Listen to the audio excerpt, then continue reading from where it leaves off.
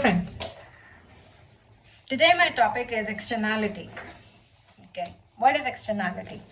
It refers to the costs incurred to or the benefits received by the third party, not directly related to the transaction. Externalities can be positive or negative. In this video, I'll be concentrating on negative externalities. Alright, to give you a simple example, let's say a company produces a good X. Now that good X, let's say a company produces a good X. So it sells this X to a customer A, right? A customer A. However, in the production of this good X, so this is the transaction taking place between company X and customer A, right? So the transaction is taking place between these two parties.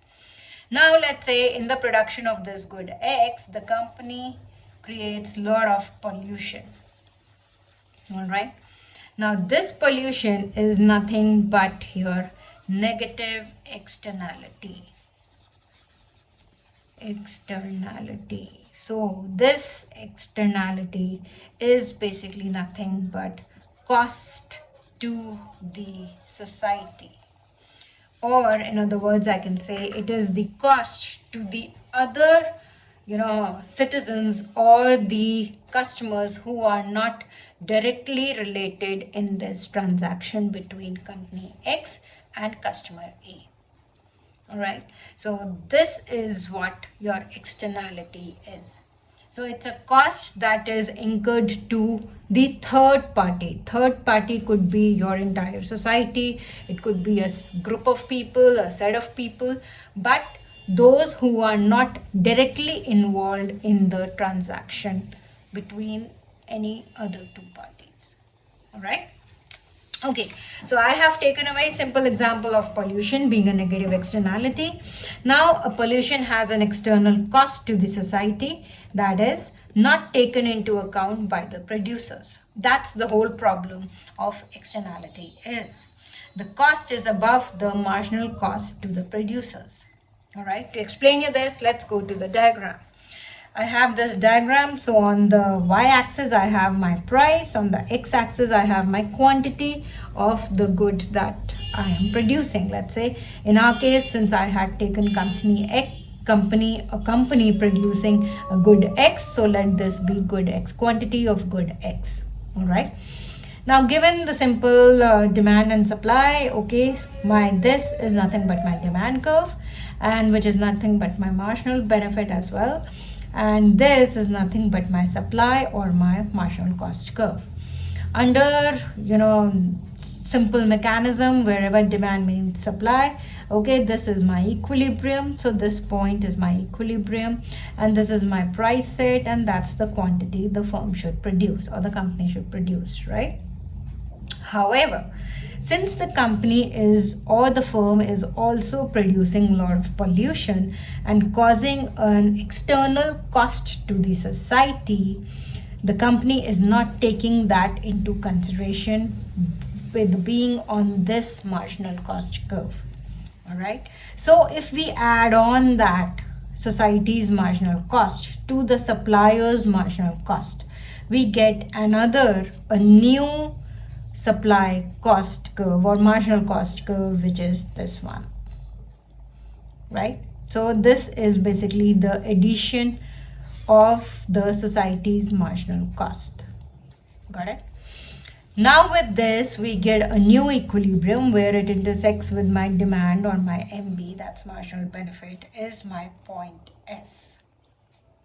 Okay, so the cost is always above the marginal cost to the producer because it's an addition to the society.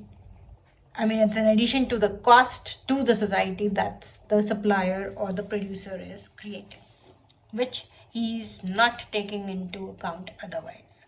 Okay, so if we do that, we get this new equilibrium with the amount being reduced to this Q star. So actual production should be at the Q star and the price should be a little higher at P star. Okay. All right. Okay. Now, let's see. So what is the optimum amount of product to produce? Okay. First, we factor in the external cost and get a new supply curve. So that we already did. Now, point S is the new equilibrium as we get a surplus till that point. This is so because MB, that's marginal benefit, is greater than your marginal cost until point S, and beyond point S, marginal cost is greater than your marginal benefit. Okay, so what does that mean? If I just look at the graph, this is my marginal benefit and this is my new marginal cost, right? Including the society's marginal cost. So till point S, my MB is greater than my MC for all levels of output. So as long as my MB, that is the marginal benefit to the society, is greater than the marginal cost, so it's all good. And so this until point S, I am in a good situation. So this should be my net benefit to the society, and that's why this point S should be my new equilibrium, right? If I go beyond point S, then since this is my new supply curve or my MC curve, and that's my marginal benefit curve, so this MC is greater than my MB for all levels of output beyond point S, right? So I am not going to have, the society will not have any net benefit beyond this point S because the marginal cost to the society is greater than the marginal benefit. All right.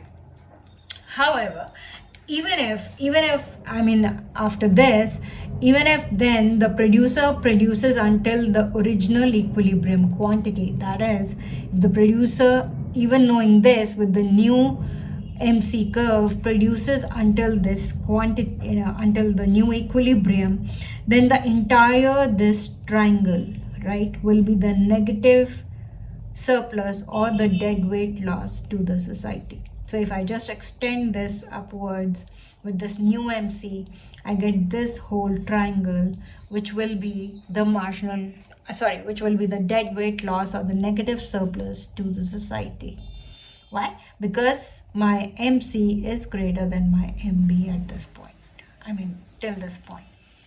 So knowing that I am incurring a cost to the society and my equilibrium is at point S, but even if after knowing this, the producer wants to go beyond point S and produce till the original quantity, then this is actually the cost to the society the producer is incurring. So that's the dead weight loss to the society. All right. So P star, that's P star, should be the price of the product, and Q star, that is this point, will be the quantity produced by the producer of the product causing pollution. So instead of producing here, the producer should actually produce only till this point. And instead of charging a lower price, the producer should charge a little higher price. All right.